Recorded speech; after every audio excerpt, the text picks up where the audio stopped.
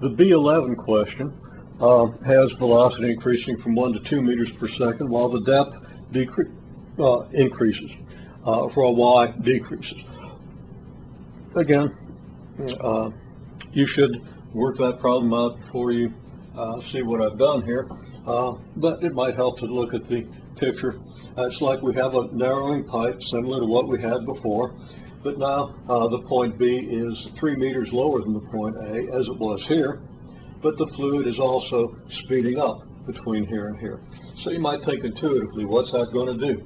What quantity in Bernoulli's equation is that going to increase? What quantities are going to decrease? And what's going to happen to other quantities? None of these quantities will be zero in this case. In the two preceding examples, in one of them, y was the same, so we only had the pressure and the kinetic energy term here to worry about. Remember, incidentally, that the pressure is like a work per unit volume term. 1/2 rho v squared looks a lot like the kinetic energy, except we have rho instead of mass, and that's just rho would be mass divided by volume. So this is kinetic energy per unit volume, and this is potential energy per unit volume. So I'll use that terminology sometimes. It's worth making note. In any case, in one case we had y being the same. The pipe was running horizontally but narrowing.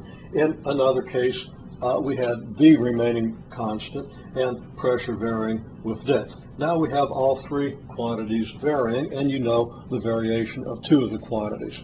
So you should work that out without looking closely at what I've done here. But hopefully you've paused and done that, and I can talk about it now. So we have the -3 meters from here to here. Here's a point A, here's a point B. The velocity goes from 1 meter per second to 2 meters per second, 1 meter per second here, 2 meters per second here. Change in y is -3 meters. Okay, so the change in rho gy, and I'll say, I'm going to put an AB on this because anytime we apply Bernoulli's equation, or most of the time when we apply Bernoulli's equation, we want to identify the 2 points between which we're evaluating these quantities, and it helps to have the subscript. Okay, so from A to B, rho gy decreases by 30,000 newtons per square meter. It's a straightforward calculation, basically the same as it was here. The 1/2 rho v squared between A and B increases by 1,500 newtons per meter squared, just as it did when the pipe was horizontal.